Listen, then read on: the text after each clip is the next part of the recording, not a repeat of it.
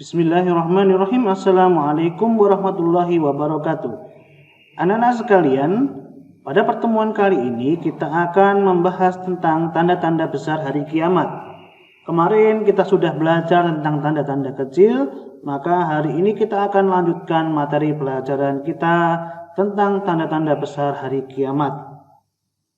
Di dalam sebuah hadis disebutkan bahwasanya para sahabat ketika itu sedang berdiskusi. Kemudian datanglah Nabi Shallallahu Alaihi Wasallam dan menanyakan sedang apa. Maka para sahabat mengatakan mereka berdiskusi tentang datangnya hari kiamat. Kemudian Nabi Shallallahu Alaihi Wasallam mengatakan sesungguhnya kiamat tidak akan terjadi hingga kalian melihat 10 tanda sebelumnya. Kemudian beliau menyebutkan di antaranya adalah asap, dajjal, binatang, terbitnya matahari dari barat, turunnya Nabi Isa bin Maryam, Ya'juj dan Ma'juj, dan 3 khasf atau penenggalaman ke dalam bumi. Khasf di timur, khasf di barat, dan khasf di Jazirah Arab. Dan yang terakhirnya adalah api keluar dari Yaman yang menggiring manusia ke tempat mereka berkumpul, yaitu di padang mahsyar. Secara singkat kita bisa urutkan datangnya hari kiamat, yaitu yang pertama adalah keluarnya Dajjal. Sebagaimana disebutkan di dalam hadis Tamim Ad-Dari, beliau pernah melihat bentuk Dajjal ketika sedang terdampar di sebuah pulau. Kemudian Dajjal menanyakan tentang beberapa hal dan dijawab oleh sahabat kita yang mulia Tamim Ad-Dari. Kemudian turunnya Isa putra Maryam atau Nabi Isa bin Maryam dari langit. Kemudian setelah itu keluarnya Ya'juj dan Ma'juj. Kemudian setelahnya itu adalah terjadi penenggelaman bumi yang terjadi di timur, di barat, dan di Jazirah Arab. Setelah itu muncul dukhan atau asap. Kemudian terbit matahari dari barat. Nah, ketika ini taubat sudah tidak diterima. Kemudian keluarnya dabbah atau binatang melata yang bisa berbicara. Setelah itu yang terakhir adalah keluarnya api yang muncul pertama di sebelah selatan Jazirah dari dataran rendah Aden atau kawasan di Yaman. Keluarnya api ini juga akan diikuti dengan digiringnya para manusia untuk menuju pada padang mahsyar. Itulah beberapa tanda besar ketika kiamat yang sesungguhnya akan terjadi. Kemudian kita lanjutkan fase-fase kehidupan hari akhir. Yang pertama adalah alam barzah atau alam kubur. Setelah manusia hidup di dunia, kemudian dia meninggal, maka ketika dia meninggal, dia mati dikubur. Nah, ketika dia meninggal ini, alamnya sudah berbeda. Alam yang dia ada di dalamnya itu adalah dinamakan alam kubur atau alam barzah, yang artinya adalah alam pembatas antara alam dunia dan alam akhirat. Sehingga antara alam dunia dan alam kubur atau barzah itu tidak saling berkaitan. Ya, tidak bisa dia balik ke alam dunia. Kemudian fase yang kedua yaitu datangnya hari kiamat atau yaumul kiamah. Kapan itu? Dimulai ketika malaikat Israfil meniup sangkakala yang pertama. Jadi ketika malaikat Israfil meniup sangkakala pertama, maka hancurlah dunia, ya, luluh lantak, hancur lebur, dan kehidupan di dunia telah berakhir. Setelah itu fase yang ketiga adalah hari kebangkitan atau yaumul ba'ats. Hari di mana manusia atau seluruh makhluk dibangkitkan kembali dari kematiannya. Syekh Muhammad bin Shalih Al-Utsaimin rahimahullah berkata, yang dimaksud iman kepada al-ba'ats yaitu dihidupkannya orang-orang yang telah mati pada waktu trompet ditiup pada tiupan yang kedua.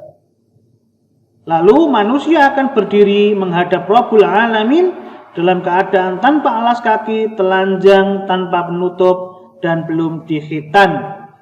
Jadi bisa disimpulkan bahwasanya ada 2 kali peniupan trompet atau 2 kali peniupan sangkakala kiamat.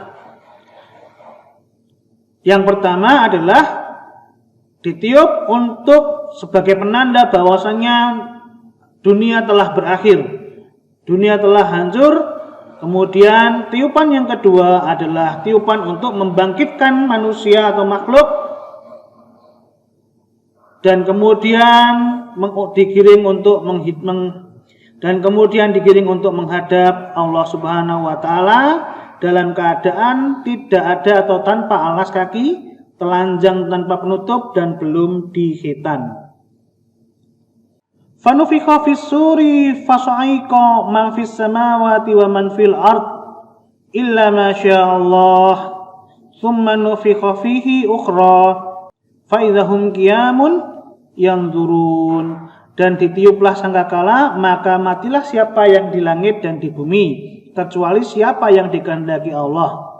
Kemudian ditiup sangkakala itu sekali lagi, maka tiba-tiba mereka berdiri menunggu putusannya masing-masing. Surat Az-Zumar.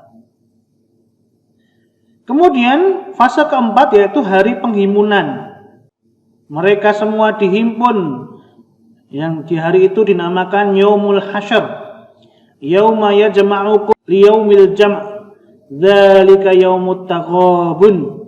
Ingatlah hari di mana Allah mengumpulkan kamu pada hari pengumpulan. Itulah hari dinampakkan kesalahan-kesalahan, ya. Lalu bagaimana keadaan di padang mahsyar? Bahwasanya para manusia akan dikumpulkan pada hari kiamat dalam keadaan tidak beralas kaki, tidak berpakaian, dan belum dikhitan, sebagaimana disebutkan dalam hadis tadi, ya. Kemudian manusia digiring ke padang mahsyar dengan berbagai kondisi yang berbeda sesuai dengan amalnya. Ada yang berjalan, ada yang berjalan menggunakan mukanya, dan lain-lain, sesuai dengan kondisi mereka, apa yang mereka perbuat ketika di dunia. Kemudian matahari didekatkan jaraknya terhadap makhluk hingga tinggal sejauh 1 mil. Ya, matahari didekatkan hingga sejauh 1 mil. Maka manusia akan tenggelam dalam keringatnya sendiri. Sebagian mereka mendapatkan naungan, sebagaimana di dalam hadis disebutkan, sab'atun yudhilluhumullahu fi dhillihi la dhilluh. Ada 7 golongan orang yang dia akan mendapatkan naungan di mana tidak ada naungan selain naungan dari Allah. Ya, di antaranya adalah pemuda yang suka beribadah kepada Allah, imam yang adil, dan lain sebagainya. Kemudian setelah mereka menunggu terlalu lama dengan harap-harap cemas, maka mereka meminta agar segera diadakan penghitungan amal kepada para nabi. Mereka mendatangi nabi-nabi, ada Nabi Adam, kemudian sampai Nabi Isa. Mereka tidak ada yang bisa untuk mempercepat proses penghitungan amal baik dan amal buruk. Maka diminta mereka untuk datang kepada Nabi Muhammad SAW sampai Nabi kemudian memuji Allah dengan pujian yang belum pernah disampaikan sebelumnya. Jadi Allah berikan ilham kepada Nabi untuk memuji Allah dengan pujian yang sangat indah, sampai beliau kemudian tersungkur bersujud di hadapan Allah. Kemudian Allah berfirman, bangunlah, angkat kepalamu, mintalah dan akan dikabulkan. Sehingga itulah yang dinamakan, ya, peristiwa syafaat kubra atau syafaat uzma, di mana Nabi SAW meminta syafaat kepada Allah Subhanahu wa taala, kemudian Allah kabulkan, ya. Apa itu isinya? Agar segera langsungkan proses penghitungan amalan. Kemudian setelah itu ada fase penghitungan amal atau dinamakan juga Yaumul Hisab. Yaumul Hisab atau hari perhitungan amal adalah hari di mana Allah perlihatkan kepada hamba-hambanya tentang amal-amal mereka selama di dunia. Seluruh amalan akan ada balasannya, baik itu amalan yang baik ataupun amalan yang buruk. Dan amalan tersebut akan ditimbang. Barang siapa berat timbangan kebaikannya, dia dalam kehidupan yang memuaskan. Jadi, penghitungan amal tersebut menggunakan wazan atau timbangan. Ya, disebutkan dalam literatur bahwasannya timbangan itu memiliki dua tangan atau dua sisi. Dalil yang digunakan untuk mempertegas tentang peristiwa ini adalah surat Al-Zalzalah ayat 7-8. Wa may ya'mal mithqala dzarratin khairan yarah wa may ya'mal mithqala dzarratin syarran yarah. Ini ayatnya kebalik ya. Maka barang siapa mengerjakan kebaikan seberat zarrah, niscaya dia akan melihat balasannya. Dan barang siapa mengerjakan kejahatan seberat zarrah, niscaya dia juga akan melihat balasannya. Kemudian juga disebutkan dalam surat Al-Qari'ah, fa amma man thaqulat mawazinuh fahuwa fi 'ishatir radiyah wa amma man khaffat mawazinuh fa ummuhu hawiyah. Dan adapun orang-orang yang berat timbangan kebaikannya, maka dia berada dalam kehidupan yang memuaskan. Dan adapun orang-orang yang ringan timbangan kebaikannya, maka tempat kembalinya adalah neraka hawiyah. Rasulullah SAW sering berdoa. Di dalam sholatnya beliau mengucapkan Allahumma hasibni hisaban yasira. Ya, ini adalah doa yang bisa kita amalkan, kita sering-sering ucapkan, yaitu Allahumma hasibni hisaban yasira. Ya Allah, hisablah diriku dengan hisab yang mudah. Ya. Aisyah radhiyallahu anha bertanya tentang apa itu hisab yang mudah. Ya, Rasulullah SAW menjawab, Allah memperlihatkan kitab hambanya, kemudian Allah memaafkannya begitu saja. Barang siapa yang dipersulit hisabnya, niscaya ia akan binasa. Ya, jadi kita memohon kepada Allah supaya dimudahkan nanti hisabnya ketika hari kiamat. Kemudian setelah ada penimbangan amal, ya, Yaumul Hisab, kemudian ditimbang amalannya, maka mereka semua akan melalui sirat atau jembatan yang terbentang di atas neraka. As-sirat, ya.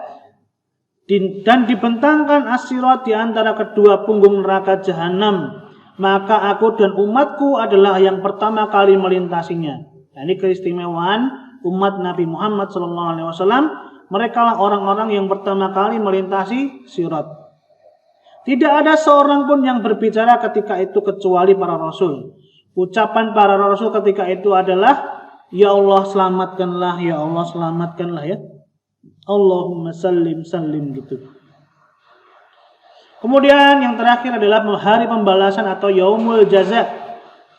Ya, dengan dalilnya fariqun fil jannah wa fariqun fis sa'ir. Segolongan masuk surga dan segolongan masuk jahanam. Sebagaimana hasil dari hisab tadi, maka ada yang masuk ke surga, ada yang masuk ke dalam neraka. Dan kita memohon kepada Allah Subhanahu wa taala agar memasukkan kita ke dalam surganya Allah Subhanahu wa taala. Terima kasih telah bergabung dalam pelajaran kali ini. Semoga bermanfaat dan Allah memberikan berkah kepada ilmu kita. Assalamualaikum warahmatullahi wabarakatuh.